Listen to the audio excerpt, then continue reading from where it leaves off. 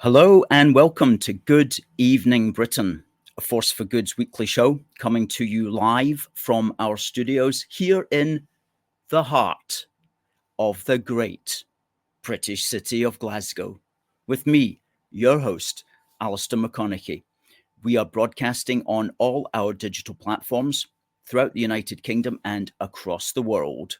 We're bringing you quality pro-UK comment and analysis every Wednesday from 7 until 8 p.m.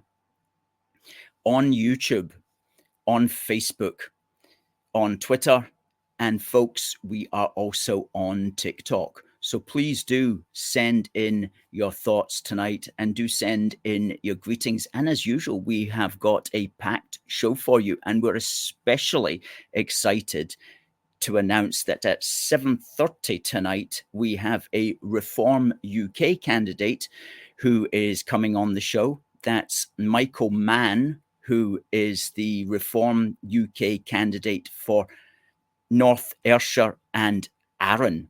And we'll be looking forward to speaking to Michael about his campaign and his thoughts on the current general election and the state of the nation moving forward. So that's going to be an absolutely excellent interview, and that's at the bottom of the hour at 7:30 until 8. And we're very grateful for Michael Mann for coming on, and I know that it's going to be a fantastic interview. Please, folks, if you're watching on X, please give us a repost, because that's the way our message gets out. If you're watching on Facebook, please do share and please do like as well. And if you are watching on YouTube, please give us a thumbs up and share to any social media platforms that you want, and also send in your comments also, and we will read them out. Now, before 7:30, we're going to be reporting on the extraordinary activism that A Force for Good got up to once again today. Thank you to the great team of activists that went through to Edinburgh, through to the Royal Mile, to welcome King Charles, Queen Camilla, the Duke and Duchess of Edinburgh, and also Prince William to St. Giles Cathedral. And we went through, as always, to keep the British end up and to counter the small and rather pathetic group of campaigners known as Republic. And we actually had more activists than they had, I'm glad to say. And we'll be showing you all of those pictures in just a moment. Good. Well, let me begin by giving you the lowdown on our activism. Now, we were alerted about 4 or 5 days ago that the London-based campaigning group that calls itself Republic was going to be holding a demonstration in the Royal Mile today, this morning. And the reason for that was because the King and Queen are in town. They're in Edinburgh for this week. They have what they call a Royal Week in Edinburgh, usually the first week of July, where they also have a garden party. And they also have a service called the Order of the Thistle, where they confer the Order of the Thistle on some notable person. And they were conferring the Order of the Thistle on Prince Edward today, otherwise known as the Duke of Edinburgh. And they were also conferring a similar order on Queen Camilla.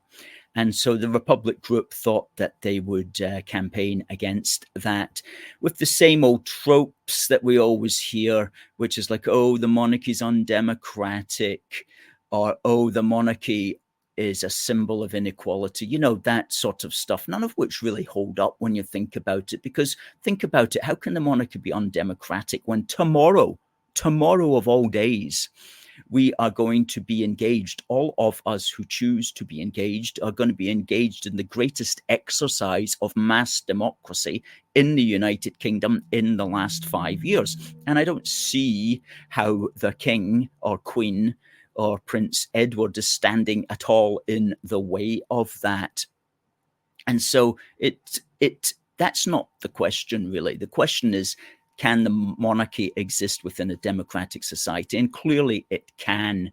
The monarchy is not incompatible with, and is indeed perfectly compatible with, the political system of voting, otherwise known as democracy. And, there's more to a nation than simply how it manages its voting system. There's more to a nation than simply what you might just call the democratic system. A nation, if you believe in the idea of a nation, it has a culture attached to it. It has a history attached to it. It has a heritage. It has a constitution, a way of doing things, a political way of doing things. All of these things come together and they give the nation a personality, they give it a color, they lend to it pageantry, and they also connect the nation from what's happening in the now right back into what was happening in the past. And that's called giving the nation a sense of continuity, a sense of historical structure, a foundational story. And the monarchy provides all of those things in spades. And as we never tire of saying, of course, the British monarchy and King Charles himself is a direct descendant of Robert the Bruce. And the British monarchy that we have today came out of the Scottish monarchy, because back in 1603, when the English Queen Elizabeth I died without any children, the English needed a king or queen, and they cast about, and they found, of course, the ancestor, which was James VI, who was the king in Scotland, and he became also the King of England at the time. His mother, Mary, Queen of Scots, always believed herself to be the rightful Queen of England. And of course, Queen Elizabeth famously disagreed with that, and things were not to end well for Mary, Queen of Scots. But as we always say, in the fullness of time, her son did indeed inherit the English throne. And he was always very keen to call himself King of Great Britain, which is how he is styled in the King James Bible. King of Great Britain. That's why we always call him James VI of Great Britain, because that's how he liked to be styled, King of Great Britain, the sixth king in the territory, which by then had become the sixth James in the territory, which by then had become the realm of Great Britain. Just as Queen Elizabeth was the second Elizabeth in the territory, which by that time had become the realm of the United Kingdom. So that's just a little bit of backstory. I don't think any of the sorts at the Republic gathering, I don't think all 12 of them would have been particularly interested in that, because I don't get the impression that they really care too much about those sorts of subtle elements of the national story. They're only interested in just some kind of pure democratic way of looking at it. If you're not elected, you're somehow not eligible. But of course, that's not how a nation itself works. A nation needs its culture, it needs its pageantry, it needs its history, and it's worked very well for the United Kingdom. And tomorrow we will have our 75th general election since 1707. Since the Union of Parliaments, tomorrow will be the 75th ever British general election. And how is it going to go? Well, we'll be talking about that, no doubt, with our guest, Michael Mann from Reform UK, at the bottom of the hour. Now let's have a look at some of the photographs which we took. Now, let me give you some backstory. When we arrived, the police wanted us to be on the other side of the street from the small Republic group that were there. Last year, in fact, when this picture was taken, the people with the yellow boards, that's the Republic group, they managed to get right outside St. Giles, prime position. And a lot of people thought that's not really right, that they should have got that space. And I don't know if the authorities looked into that, but this time round, they did not get that space. They were deliberately moved 100 yards down towards the palace area on the side of the old Scottish Parliament. And we were asked to stand on the opposite side. And indeed, glad to see, and the Daily Express did an online article, which I'll just bring up here, which is quite cool. Moment royal fans turn out to support King Charles as streets lined by anti-monarchy mob. Well, I can tell you the streets were not lined. There were, as I say, around about 12 folk from the Republic group. And it says there, Republic campaigners were met with fury from royal fans who waved Union flags at the Not My King mob. Well, there was no fury. It was actually fairly good-natured, I'm pleased to say. But that gives you a flavour of the Not My King people. They're kind of strange bunch of kind of intellectuals, I would say. You know, they're not anything more than just kind of strange intellectuals. I'm trying to get the mouse just to work here. Yeah. The group chanted, Not My King, and held placards on one side of the high street. However, the king received a large show of support on the opposite side of the street from A Force for Good. They were filmed waving Union flags as they fired back at the mob. At the mob. I like that word. And then there's a little bit about the ceremony. And there's our cracking Union Jack flag that we had. That's a 12-foot by 6-foot Union Jack flag, which we got on the railings there. We weren't allowed to put anything on the railings in front there.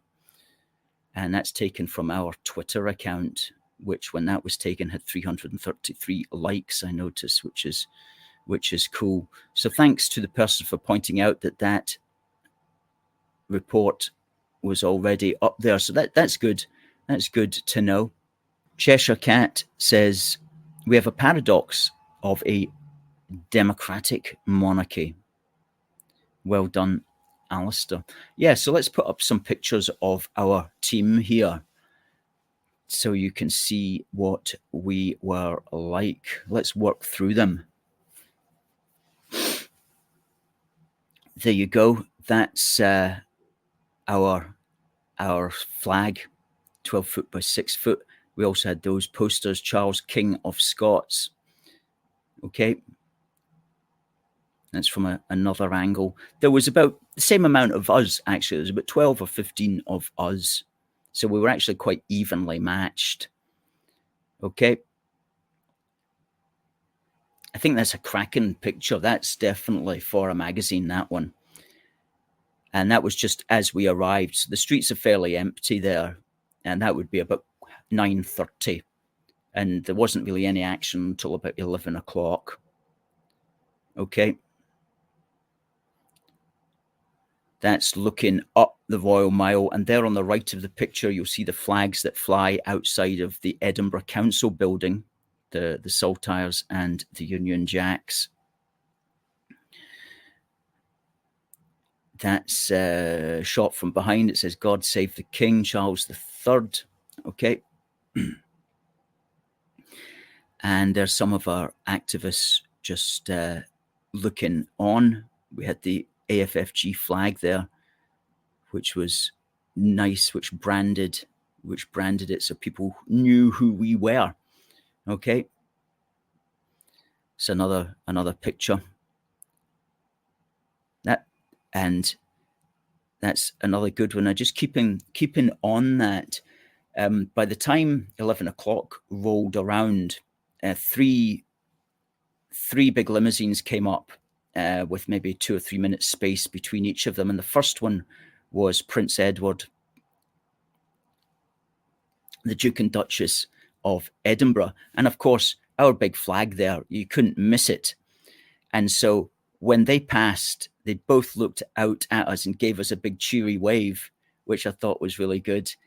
And then the second vehicle that came along again was Prince William. And he looked at us, gave us a big cheery wave. And then, okay, and that's another one there. That's a good one of two of our activists, Stirling supporters. That's a close-up of that flag, which is not too bad. It's quite an attractive one. And now in that picture, see there down in the bottom right-hand corner, you'll see the little yellow blob there. That's the mob. Fairly unimpressive. Their colours work, though. Their colours do stand out. The yellow and black stands out. And they all kind of wear yellow T-shirts to be seen. But all they were doing was looking at us. That's that flag again. That's a good shot. Good. Okay. There we go. That's 1, 2, 3, 4, 5. That's 7 of our guys there. Thanks for all you folk for coming along as well. It was really, really good. Okay. That's another shot at the same time. These posters, let me tell you about these posters. All the tourists that were there wanted to get their picture taken holding one of those posters. I mean, it was just like constantly we were taking photographs. Tourists would come up and they would take that and like give us their mobile phones so that we could take a photograph of them. They were delighted. The tourists loved it. Absolutely. Okay. And that's quite a good stylish shot of our flag.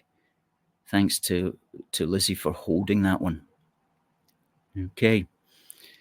And so what then happened was the King and Queen came up last of all, and you could see them coming up. They saw us, and again they gave us this big like cheery wave. And then the second they passed us, they looked round at the Republic people and they gave them like a big wave as well. Both of them like leaning in to wave at the Republic people, which I thought was really funny. While the Republic people were chanting away their silly slogans. But I mean, to be quite frank, I'm making too much of them because, as I say, there was only maybe 10, 12 at the most. And they were certainly outnumbered by all the normal people, as I like to say. Good. So that was today. So that was up until noon, and then we came back here and prepared for the show. And I see that our guest is in the green room, and we'll bring our guest on at 7:30. Somebody pointed out to me today that it's 100 years since the general election in 1924, when famously the Liberals, as they were known then, were wiped out, essentially wiped out. And that was also the year that Winston Churchill lost his seat in Dundee. And he had been the candidate, the MP in Dundee for 14 years, and he lost to the Scottish Abstentionist Party,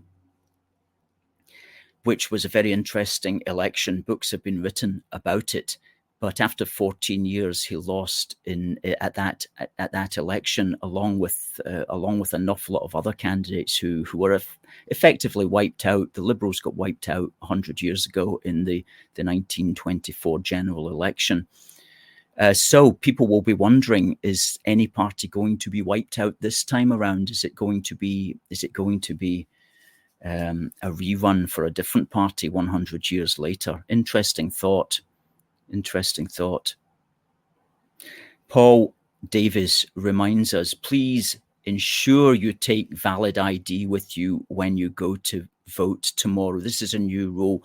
Could be very easy just to wander over to the polling station. By the time you get there, you've forgotten your passport or your bus pass or anything like that. Even if your ID is out of date, so long as the picture resembles you, and so long as the name and address are still correct, then you can still take an ID, even if it is out of date. And if you've just received your postal vote and there's no chance of getting it into the post in time, you can take it along to the polling station and hand it in at the polling station, or you can hand it in at your local council. However, if you're registered to receive a postal vote and you've not received a postal vote, you can't, unfortunately, vote in the polling station. You can't go into a booth and vote. So let's hope, if you haven't received your postal vote, you get it today or tomorrow morning, you fill it in and you take it along with ID to your polling station, and they will accept it that way. Monty says, Brexit voters all vote reform. It's all over victory. Catherine Rainey also says that over 100 people took our little handheld union flags to wave as well. We only took along 100 of them, and they all went just like that, as quick as anything. And Monty says that also a good idea to vote with a pen. Take along a pen. It's unlikely that somebody's going to scrub out a pencil cross, but do you know what? I don't want to take that chance. And so always vote with a pen if you can remember. James says, why do this Republic group think they can achieve anything? God save the king. Well, they think they can achieve something this time round because they were very silent during the late Queen's reign. And they seem to believe that with a new king, before he has got fully established, now is the time to start to try to undermine him. But I don't think that, well, they're not going to be successful. But something that is very interesting about Republic is it's a very well-funded organization, and it has people on the staff full-time activists. Okay, so there is a lot of money. If you want to mess up the country, you're not going to be a poor man. If you want to save the country, it's a lot harder. Talking about that, our crowdfunder has been running along the bottom there, crowdfunder.co.uk/union 2024. And that ends a week today. And if you want to chip in a few pennies, please feel free to do so. If you want to claim a reward, please feel free to do so, although you don't have to claim a reward. But we've certainly got plenty of rewards up there that may appeal to some people. But see what you can chip in, folks, because we do, as we like to say, we are the people who show up. And we showed up today. And if it wasn't for us, then there would be no suggestion that there was an organized pro-monarchy group out there. The Express wouldn't have done a story, and we wouldn't have the pictures that we'll be able to do. Okay, well, we're going to bring in our guest, and let's see if we can work this one out. Now, our guest is Michael Mann, Reform UK candidate for North Ayrshire and Arran, and we're delighted to have him on board. So, folks, I'm going to just bring him in here. Please say hello and send in your questions as well for Michael. Hello there, Michael. Hi, Alistair. Thank you for having me on your show. Do you know what? We're absolutely delighted to have you on the show. And I know that you've been busy campaigning for the Reform Party, as we say, in North Ayrshire and Arran. And before we get into that, I was looking at your website address, your website information on the Reform UK website, and we've got the address there as well, which we'll stick up. And it says that basically, am I right in saying that you're retired now as a retired economist? Kind of. Actually, I worked for the EU and the World Bank, and I got to hate it at the end, to the point that I don't say if a new gig came up, I wouldn't take it. But at the moment, I'm preoccupied by reform. Good, good. And would you say that your experience with the EU and the World Bank is something that drove you towards reform, or were you mainly always a kind of a mainstream party man? Well, I guess I'm an Austrian economist, so I have sort of um, nice feelings towards reform policies. But I worked in more than 50 countries for 35 years. So I used to sit in foreign lands and watch Nigel Farage take the EU apart, and then along came Anne Widdecombe, and I enjoyed it greatly because we had become such a bureaucratic uh, institution. And when I came home, well, every time I came home over all this period, I felt that the country has declined. You know, the last time I landed in Glasgow, I felt how dirty the place was. Um, it's got worse over the years, and somehow I got involved in this because I'm not a natural politician. In fact, I don't like politicians, and now I've become one. So here I am. I'm making a statement. I don't actually expect to get in, but um, but I'm trying to send a message. Um, we're going in the wrong Absolutely. direction. Yes, yes, yes. And just when you say Austrian economist there, would you like to just briefly explain what's meant by that for those people who might not know what that particular kind of economic thinking is about? Well, essentially, we don't like printing money, and we think that most of the policies that are highly socialist policies, meant to, for example, take from the rich and give to the poor, actually end up hurting the people that they're meant to help. So, uh, what sounds great in a soundbite, or when a politician says we're going to raise the minimum wage forever, for example, we tend to think, hey, let's look at the unintended consequences of this. And we discover more often than not that such policies do more harm than good. So, working for the EU, I'm an economist, but I have a law degree. We look at laws and we look at the unintended consequences first before we create a law. And what they do in Scotland is they churn them out for political. Um, these are politically driven laws, as far as I can see, and they're not properly thought out, and the unintended consequences are not considered. They're driven through for political reasons, and that bugs me a bit. And well, here I am. I'm making my statement, and like the title of your program, "A Force for Good," or for your organization, "A Force for Good." I hope that that's what I'm trying to be. I think that's a fantastic way of putting it, and you're stepping up to the plate, as the Americans like to say, and you're putting your head above the parapet, as we also say. And there's not very many people who want to do that, who want to be bothered with the hassle of that. Most people just want to understandably not make an impact. Why do you think you're different from most people in that regard? Is it because of your experiences worldwide, do you think? No, I'll tell you, I've had second thoughts several times that I've nearly backed out because, part of it, I feel the caliber of politicians and the way they behave is something that I struggled with. And it wasn't until I entered this race that it opened my eyes to dirty tricks. It's just the way that they behave. It's not the way my mother taught me to behave, and I realize that politics is a much dirtier game than I even believed. You Can you give us a for instance if you're not breaking any confidences?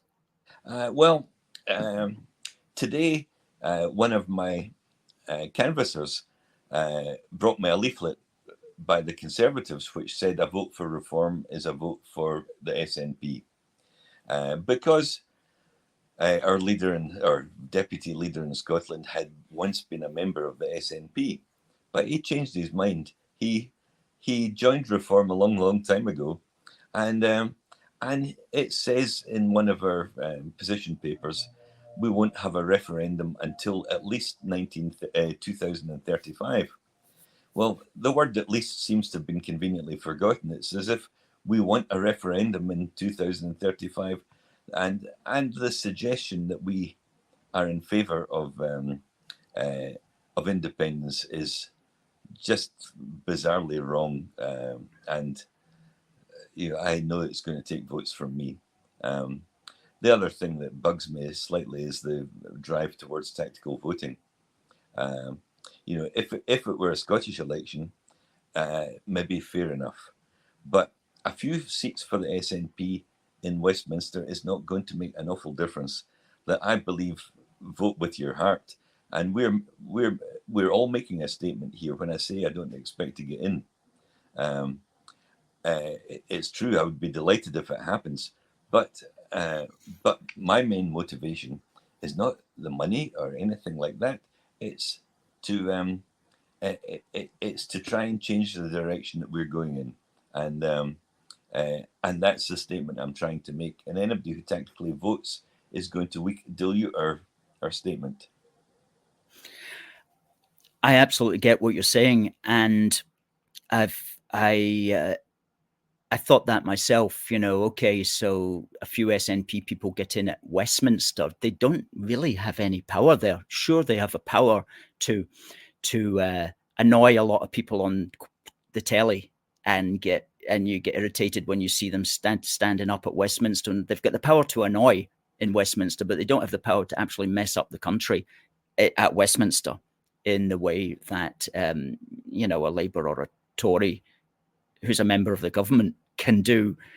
And so there is that. Although I suppose what they can do, the more of them who get elected, then they make all that money. And in a roundabout way, that also comes into the SNP coffers. So the fewer of the SNP, I suppose, the better in that regard. But as far as actual political power is concerned, they don't have very much at Westminster. But I do agree that when people vote for reform, they're definitely making a statement about specific policies that they do believe in. And that also helps those ideas to enter the mainstream. Because, for example, I used to be a member of UKIP many, many years ago, late 90s, actually.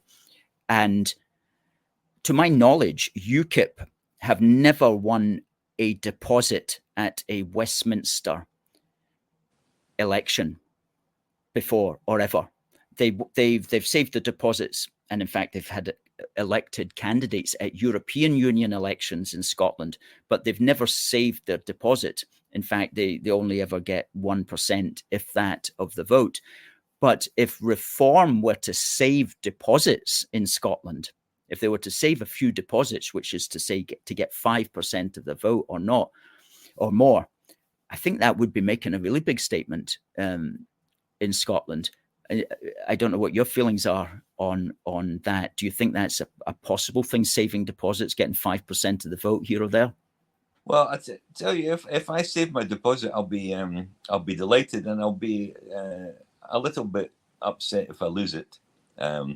Reform underwrite it, but I've paid it, and we have some candidates who are not so serious maybe they will lose them. But I think in general, it depends on the polls you look at. We're polling between 4% and 16%. People tell me that the party is the most important thing, and the candidate's activity accounts for very little of the actual votes. But so I think Nigel's efforts have given us such a boost that we should, most of us, I hope, save our deposits. And who knows? I mean, there is no real poll until tomorrow. Mm-hmm. But if I lose my deposit, well, I'm 70. We regard this as a rehearsal for the Scottish election, quite honestly, and we're really going for it. But I'm 74. Do I have the stamina to wait 2 years for another election and then sign up for a 5-year contract? I'm not sure, but I've been bitten by the bug to some extent, and I like the fact that when I go out with leaflets, I expect people to be hostile. I expect lots of rabid SNP supporters to be hostile to me, but it's quite the opposite. I swear that every second, more than 50% say, "Oh, great, good to know we have a candidate here, and I'll vote for you." I honestly feel we have a big silent base of supporters, and who knows how it will turn up in the day. That we canvass areas where we expect Reform supporters to be, but they are nice to us. It's a fact. That's right. The greatest asset is Nigel Farage, of course. Now, we, a Force for Good, we have regular street stalls in the heart of Glasgow, in Argyle Street. And last Saturday that we had a street stall. And people who come up to our table, I suppose, are going to be of a certain type.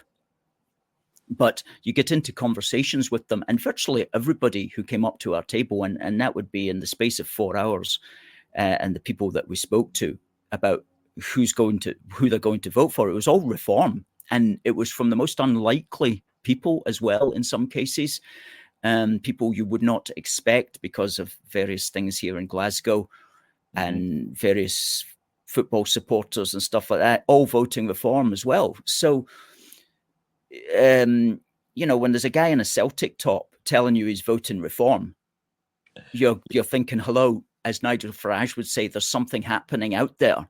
You know what I mean? So I think that, of course, Scotland's completely different from England because we've got this major fourth party, the SNP. And so new incoming parties such as ourselves are not going to do as well as they do in England just because there's less to go round, as it were. But I do think that you could well save deposits, and I'm not saying that you will, because I know how hard it is for an incoming new group to save a deposit. I mean, 5% of the vote is a lot. So if you got that would be astonishing in my view. If candidates were regularly getting 5%, and if they were regularly getting 5% across Scotland, then they would almost certainly be getting regional candidates in 2026, because you only need 6%, sometimes 5.5% to get in at Holyrood. And again, because people have got 2 votes at Holyrood, then they can vote however they want on the first go, and then on the regional list they can take a liberty and vote for something unusual without knowing that it's not going to harm their first choice. So yeah, it's going to be extremely interesting. What do you think, if Labour get in, as people are saying that they're likely, how do you see the next 5 years going in the United Kingdom? I mean, that's a big question, I know. But have you given much thought to that? Well, I guess that we're expecting taxes to rise to the extent where I have a dilemma. Do I continue this little making a statement game, or do I sell my house and move somewhere sunny? And of course, I love my home. I don't like to be driven out by the politics of it. what you said about the people that come to your street stall, we see it on our database as well. That where I live in Largs, it's a fairly affluent area, but we have the less affluent areas, and we see the membership from the less affluent areas. So when I go out leafleting, I tend to go to the houses of what I think are conservatives. But I discover that there's plenty of Labour supporters switching to us. And what we thought was older people would support reform, quite the opposite. Young people are coming to us in droves. So it's quite good fun that when people say they're supporting you when you didn't really expect them to, and that's gratifying. There must be something, but of course the tax raising the tax threshold to 20,000, the starting point, is a big impetus for lower paid and even for middle paid. It puts a chunk of money in their pocket, and people seem to appreciate that. I get lots of hostility over immigration, which I think is really crazy. That it's not that we don't like immigrants; it's the sheer scale of them that we don't like. And at Hustings, I had an absolute kicking over this the other night on the subject of how it's disgusting and abhorrent that we are against immigrants. Yeah. Listen, do not take your average hustings audience as in any way, shape, or form representative of normal people, as I like to say, because the parties fill it with, I mean, that would be the SNP local team would be there, the Labour local team would be there, the Lib Dem local team would be there. That's who would be sitting in the audience. And they are indeed all for mass immigration, and they do not represent the feeling on the street about that, but they like to pretend that they do. And in fact, somebody's just said here on TikTok, Tepes says, he says the SNP are a party of failure, and yet people still vote for them, and that's true. And then Fraser says that he doesn't think we can trust Labour on the union, and I totally agree with that. And if anybody saw the front cover of the Herald on this Sunday, it says Labour aims to work with SNP to encourage immigrants to live in Scotland. Now, Labour aims to work with SNP to encourage immigrants to live in Scotland. That's who you'll be voting for if you vote for. That's the policy. That's the policy. And interestingly, sorry, I'll just read what Jackie Bailey has to say on this. The Herald on Sunday asked Miss Bailey how Labour planned to keep the support of Yes supporters who had switched to Labour simply to remove the Tories. And she says, quote, because while we might fundamentally disagree on one issue, which is the Constitution, we are absolutely in lockstep on a whole range of other issues which the Scottish Parliament is responsible for. So that's Jackie Bailey, Deputy Leader of Labour, saying that Labour are absolutely in lockstep with the SNP on a whole range of other issues. And many of us have suspected that for a long time, because when you get bad policies, we think, for example, that the GRR bill was a bad policy. When you get the hate speech policy, which we believe is a bad one as well, Labour always vote for those sorts of things in lockstep with the SNP. And there's the Tories, I suppose, do what they can to resist that. But we need, in the Scottish Parliament, we need strong voices who will oppose such things and who will represent people like you and I and everybody else who don't agree with that. And especially, but on Friday, we need voices in Westminster who will oppose that as well. Do you have any thoughts about how, maybe you can't say this, but how many MPs you think you might get down in England? I haven't a clue. No. That no, I think anybody who who forecasts this is really guessing. Yeah. I mean, actually, I kind of appreciate Jackie Baillie. She's one of the few that I do. I think that if we have a Labour government, we will have more of. I mean, I'm old enough to remember when the Parliament was set up, and I have a law degree. I think you have a law degree as well, Alistair. Yes. The the rule of law issue is something that that bugs me a little bit. That the fact that the First Minister can appoint the judges and dismiss them as they want. It basically, and the unified police force being under the control of the government, basically the Scottish government can do what they like. And this was created by Donald Dewar originally. It and it's been exploited by the SNP to the point that Michael Matheson can do what he likes with his iPad bill, and they kind of laugh at us when we object. And there are so many more things. I actually think that many of the problems caused by the SNP stem from this bug in the system in the first place. And that is a Labour thing. And I believe that the Starmer government will build on this. They will separate the powers further to the point that it's going to be very difficult for any other government to move in and depose them unless we get in at the next election.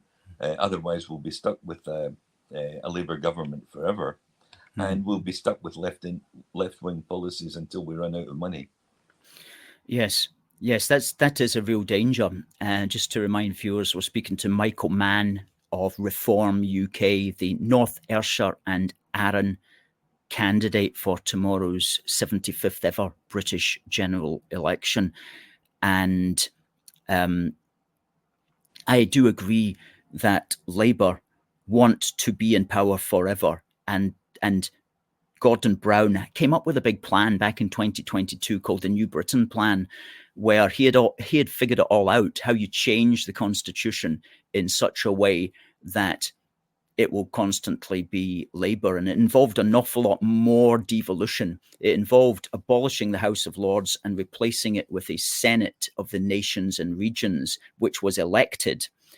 And in England, the regions would be 9, and there'd be Northern Ireland, Wales, and Scotland, and they'd all elect people on the basis of defending devolution, essentially, into this second chamber. And all of that's still on the cards. That's all still a possibility that Labour will bring in, especially if they have a massive majority. But they haven't been pushing that.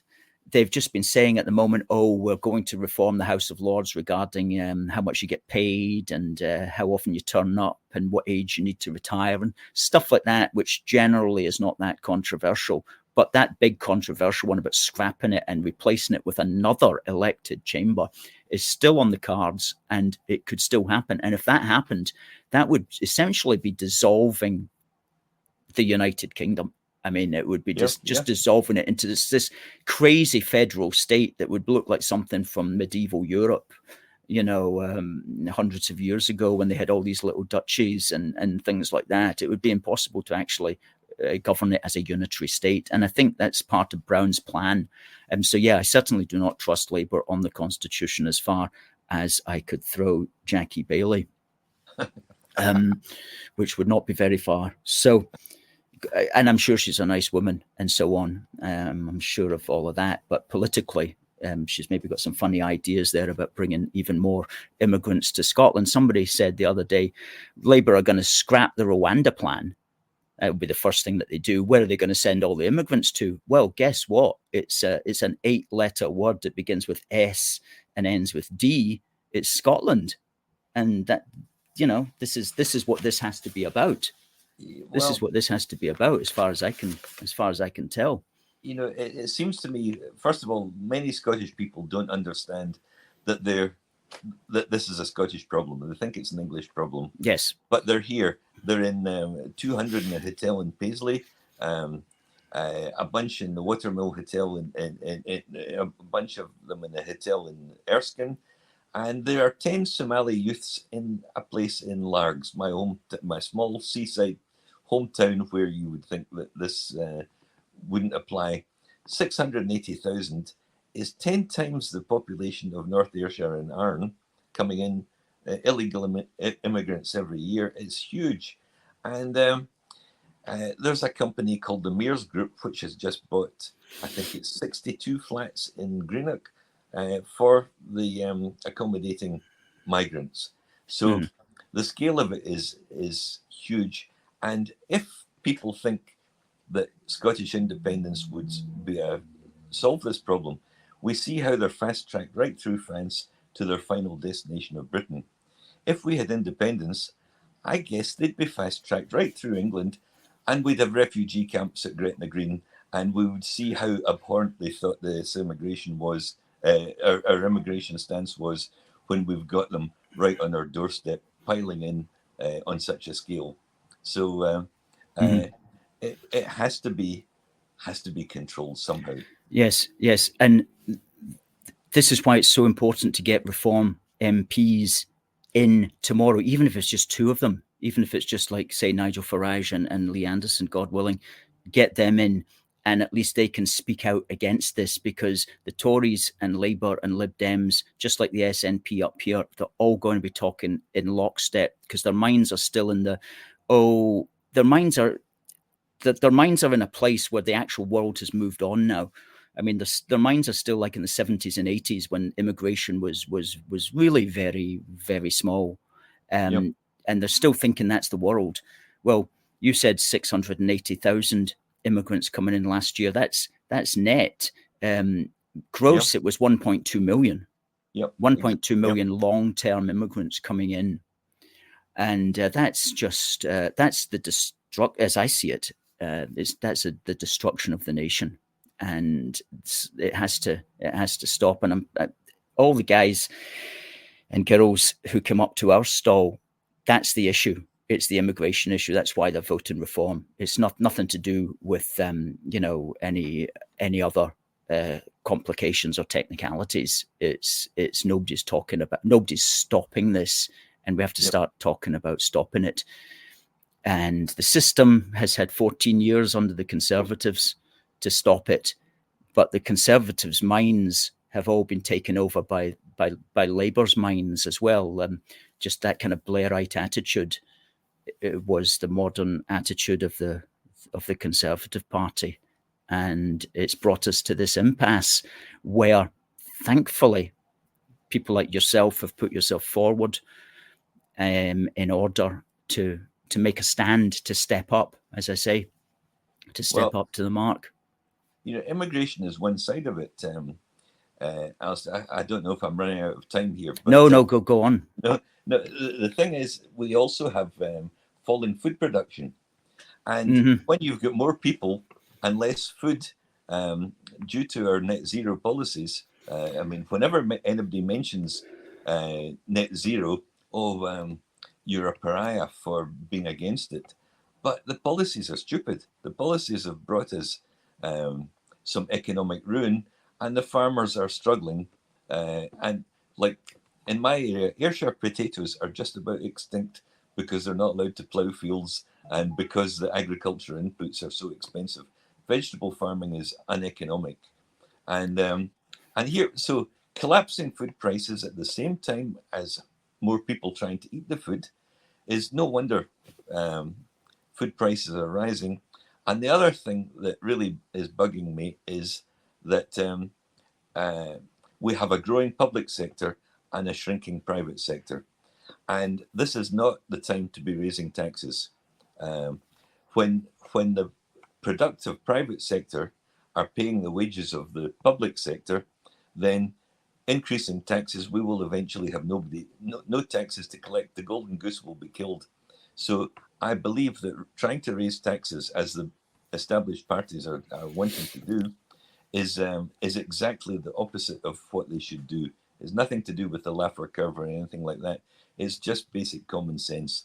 We don't have, our private sector is shrinking and our public sector is growing. So when Angela Constance says, I don't mind paying a little bit extra tax to get independence, well, it's not getting her independence, and it's us that are paying, the taxpayer, that's paying her salary and her tax. So the productive workers being strangled is, to me, it just common sense dictates you don't increase tax at this point. Absolutely. Common sense dictates it, but common sense isn't. It's not very common. Is not very common, as they say. And you talked there about the growing price of inputs for agriculture, and modern agriculture relies upon nitrogen fertilizer. Mm-hmm. And nitrogen fertilizer, for its creation, relies upon natural gas, and which is a form of fossil fuel. But Angela Constance and her brigade, along with the Green Goblin Brigade, they don't want fossil fuel exploited, because, you know, in 1,000 years' time it's going to get very hot, or in the whatever nonsense. So it's all food shortages. It's all linked into energy shortages as well, which is all linked into this net zero myth. And I think among some people as well, that'll be why they're voting for reform, because in my view, net zero is just another one of these crazy myths that's been got up that serves some people very well in academia and science and politics also. Good. What are you going to be doing tomorrow? Do you have any plans for election day? Well, the thing is, we don't have the resources that the SNP have. We have I have a team of about 9 people who go out leafleting for me, but I started with 1, so I'm kind of gratified. I'll go around the polling stations as much as I can, and then I'll go to the count. I know that my local polling station will have about 8 SNP people standing outside it. When we deliver 100 leaflets in a day, a friend of ours who's a senior in the SNP said, "Oh, we did 1,000 today." We're doing our best, but we're growing. We're growing from no resources and kind of enthusiasm of the little group. So, so I know, you know, I felt I'm a lone voice in this area, but that's the moment that Nigel declared, our database doubled. It just went a bit crazy, and suddenly asking people to go out and deliver leaflets for you, it's a big ask. People don't really want to do it, but now yesterday we had 10 out. We delivered 2,500 leaflets. That's and we have 31,000 houses in our constituency. It's scratching the surface, but it's a step forward, and it's growing. It's really growing. It's a new era. It's a bit like when SNP went crazy at referendum time. We're growing so fast. Yes. Well, let's hope that tomorrow enough people will lend you their vote in order to encourage you and others to go on for the next 2 years, to take your message also to Holyrood, and that you're successful there, and that your success will also tie in with how successful you are down in England, and the voice that you managed to achieve at Westminster as well. And we do need your voice, because it's the voice of, as we say, common sense. So that's the top of the hour. Michael, thank you very much.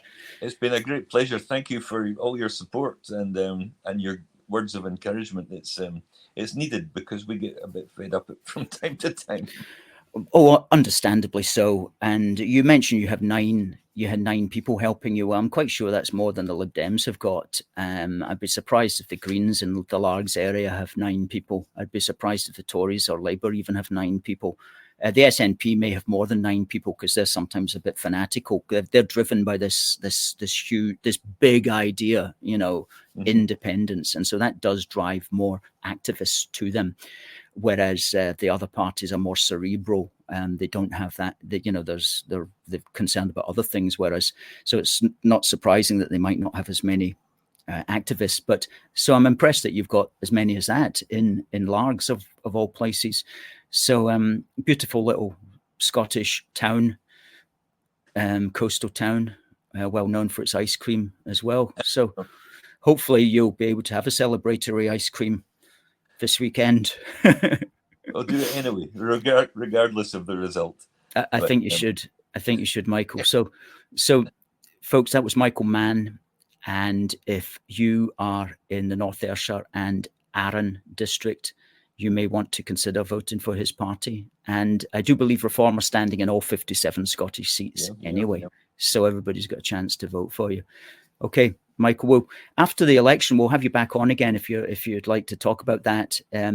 You'll certainly be more than welcome, because I know you've got a lot to say, and you're a very knowledgeable man with a very interesting professional history. So thank you, Alistair. Thanks for the opportunity, and love to come back anytime. Great stuff. Okay, good night. Okay, cheers. Bye. Okay. That's Michael Mann. And thank you very much to Michael for all his interesting words and his wise words. Well, tomorrow is the big day. And some of you may be interested to know that our friend and colleague Niall Fraser is having his own alternative election night broadcast. There it is, Niall Fraser's General Election 2024 Alternative Election Night broadcast, which is going to be live streaming on X and also on Rumble. And what does it say along the bottom there? Let's just see. It says 9 p.m. till late, and it will be till late. I know it will be till well after midnight. I'm going to be on at 11:30. I'm really looking forward to that. I'll be on for an hour. And so, folks, you may want to check in on Niall Fraser. And he is at, let me just bring up his exact